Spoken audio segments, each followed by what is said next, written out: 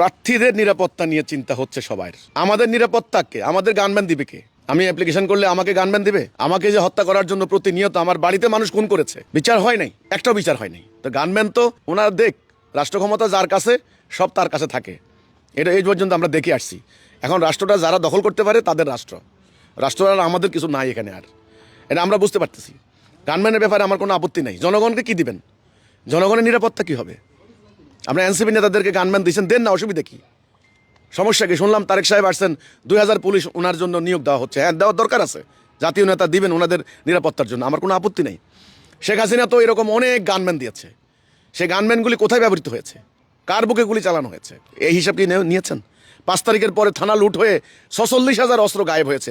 এখন পর্যন্ত কয়টা অস্ত্র উদ্ধার করতে পেরেছেন? গণভবন লুট হওয়ার পরে প্রধানমন্ত্রীর দায়িত্বে নিয়োজিত SSF এর সেই উচ্চ ক্ষমতা সম্পন্ন অস্ত্রগুলি, সেখানে স্নাইপার পর্যন্ত থাকার কথা।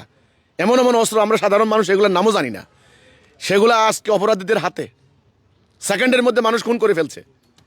কয়জনকে গানম্যান দিবেন? কারে দিবেন, কারে দিবেন না? সবাই আজকে আক্রান্ত, সবাই আজকে নিরাপত্তাহীন।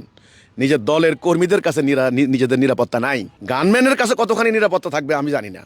এই গানম্যান দিয়ে যে প্রতিপক্ষকে এই গানম্যান দিয়ে প্রতিপক্ষকে যে ঘায়েল করা হবে না, এই নিরাপত্তায় নিশ্চয়তা কে দিবে সেটা তো আমি বলতে পারছি না। নবী করিম সাল্লাল্লাহু আলাইহি সাল্লাম, এই যে ইসলামের কথা বলতে গেলে তো আপনারা বলেন এই উনি কথায় কথায় ইসলামের দিকে চলে যায়। নবী করিম সাল্লাল্লাহু আলাইহি সাল্লাম যে রাষ্ট্র ব্যবস্থা কায়েম করলেন, সেখানে খলিফার কি গানম্যান ছিল? ছিল না। 10 বছর খলিফা ওমর শাসন করেছেন। পুলিশ বাহিনী ছিল না। জনে পুলিশ ছিল না। তাদের প্রত্যেকের কাছে তলোয়ার থাকতো। এটা তৎকালীন আরবের একেবারে সুন্নাহ নীতি। আমাদের হাত থেকে অস্ত্র কেড়ে নিল কারা? ব্রিটিশ। নির্দিষ্ট লোকরে গান দিবেন কেন? লাইসেন্সের নিয়ম শিথিল করেন। যার টাকা আছে সে অস্ত্র কিনবে, যে নিরাপত্তাহীন মনে করে সে অস্ত্র কিনবে। ইসলামের দৃষ্টিতে তার অস্ত্র রাখা তার সুন্নত, ফরজ। আমার বাড়িঘর রক্ষার জন্য, আমার ব্যবসা বাণিজ্য রক্ষার জন্য, আমার ক্ষেত খামার কলকারখানা ইন্ডাস্ট্রি ফ্যাক্টরি রক্ষা করার জন্য আমি অস্ত্র কিনতে পারি। অস্ত্রের আইন শিথিল করেন। তা আপনারা নিজেদের সুবিধা মতো গানম্যান দিবেন, সুবিধা মতো লাইসেন্স ইস্যু করবেন, আবার সুবিধা মতো কাউকে অস্ত্র দিবেন না।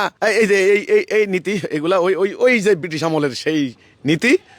আমার কথা হচ্ছে ভাই, আসলে আমরা কেউ নিরাপদ নাই। সমাজে নিরাপত্তার জন্য গানম্যান দিয়েও নিরাপত্তা নিশ্চিত হবে কিনা আমি শিওর না। আমি চাই সকলে নিরাপদ থাকুক। সেটার জন্য আসল যেটা দরকার সেটা করেন, গানম্যান নয়। আসল কাজটা হলো এই বিদ্যমান চলমান ব্রিটিশ আমলের তৈরি করা এই ভুল রাজনৈতিক ব্যবস্থা থেকে বেরিয়ে আসেন। এটাকে বাদ দিয়ে আল্লাহর দেওয়া একটা ব্যবস্থা প্রতিষ্ঠা করেন, আল্লাহর দিকে প্রত্যাবর্তন করেন। সেই রূপরেখা আমি তুলে ধরেছি ইনশাল্লাহ। আমি তো বললাম ঘরের দরজা খুলে ঘুমাবেন। ঘরের দরজা খুলে ঘুমাবেন। একটা মেয়ে মানুষ হেঁটে যাবে, কোনো ভয় নাই। গানম্যান লাগবে না কারো। বা সোজা আমার প্রস্তাবিত রাষ্ট্র ব্যবস্থায় আমি নির্দিষ্ট কিছু লোকের লাইসেন্স দেবো, এটা নাই। কিন্তু আমার রাষ্ট্র ব্যবস্থা কিন্তু এটা নাই। নো, এখন নিরাপদ না, কেউ কারো কাছে নিরাপদ না। স্বামী স্ত্রীকে জবাই করে হত্যা করে ফেলতেছে। আপনার ওখানে শেষ, বাপ মাকে, মা সন্তানকে।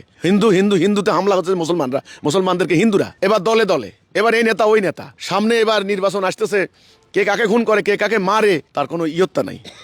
এই সিস্টেম বাদ দিতে হবে। এই প্রক্রিয়া থেকে বেরিয়ে আসতে হবে। চলমান ব্রিটিশ আমলের তৈরি করা ব্যর্থ, অকার্যকর, এটা যোগ্যতা হারিয়েছে, এটা এখন আর চলে না। এই অসল গাড়ি বাদ দিতে হবে। বাস, গানম্যান লাগবে না।